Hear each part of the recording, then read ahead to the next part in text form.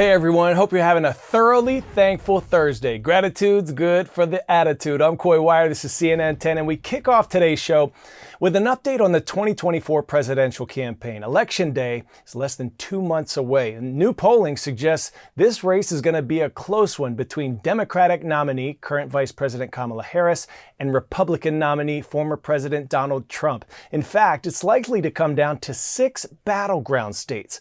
Why? Remember, the way presidents are elected in America is through the Electoral College. Each state gets a certain number of electoral votes, and a candidate needs 270 of them to win. So, in a tight race, the path to victory is through those super competitive states.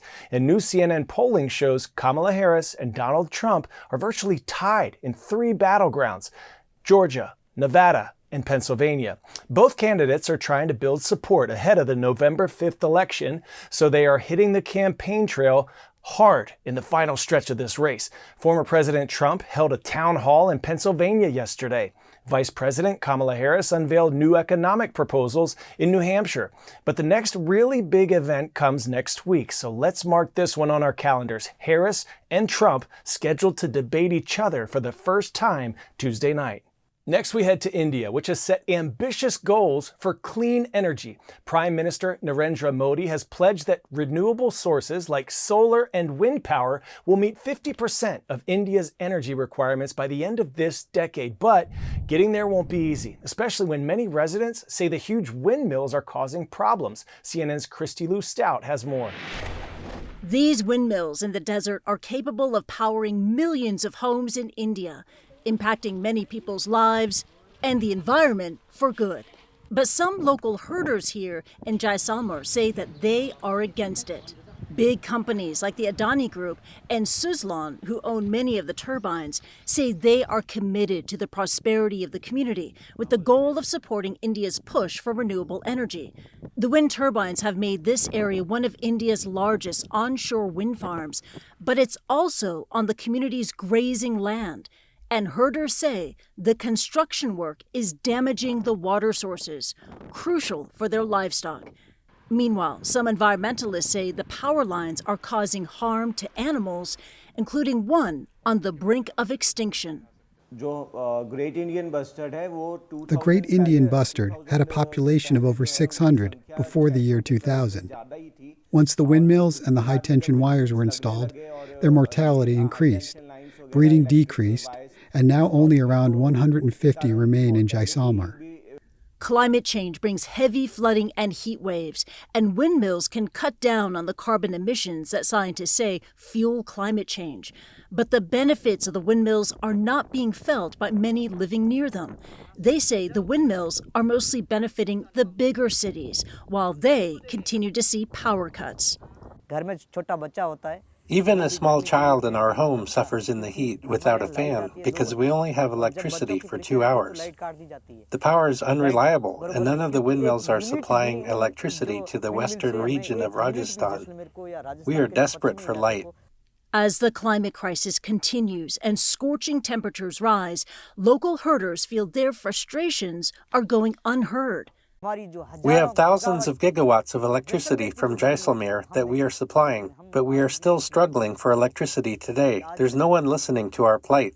As the third largest consumer of energy in the world, India plans to raise non-fossil fuel power to 500 gigawatts by 2030. That means even more energy plants and wind turbines are on the horizon, all while facing demands from local communities. 10-second trivia. Which of these waterways would you find in the U.S. state of Washington? Missouri River, Potomac River, Puget Sound, or Lake Huron? Put your hands up if you said Puget Sound. Located in the Pacific Northwest, it was explored and named by British navigator George Vancouver in 1792. Next up, let's take a field trip. Tacoma, Washington, here we come. We could snowshoe, hike an island, blow glass, and shuck oysters all in the same day. Because it's so far north, it has some of the longest days in the continental U.S. Derek Van Dam shows us just how much we can pack in to those long daylight hours. There's no shortage of things to do and see in Tacoma, Washington, and because it's so far north, there are nearly 16 hours of daylight in the summer to help you pack it all in. My day begins on Mount Rainier. On this misty morning, I hike across a fresh dusting of snow.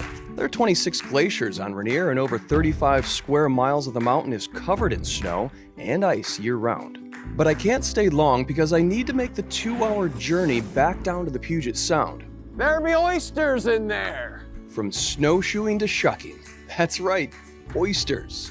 Look at that, it's the size of my head. Mollusks thrive in these waters, and the Minterbrook Oyster Company harvests thousands of oysters here every day.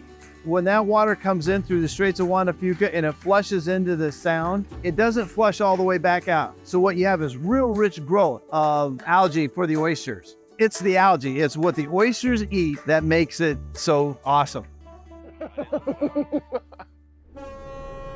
The Puget Sound also has an abundance of islands, including Vashon. After a short ferry trip, you can be transported to what feels like another world. Berries are gonna start popping here pretty soon. Hike along wooded trails, rocky beaches, but it's also home to nearly 11,000 full-time residents. Some Tacoma residents, including Dale Chihuly, helped put the Northwest on the map as a mecca for glass art.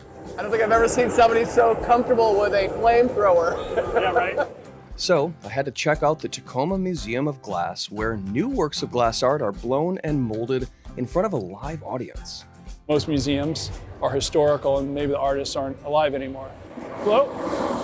If you want to see world-class artists working in a state-of-the-art facility, then this is the place to come.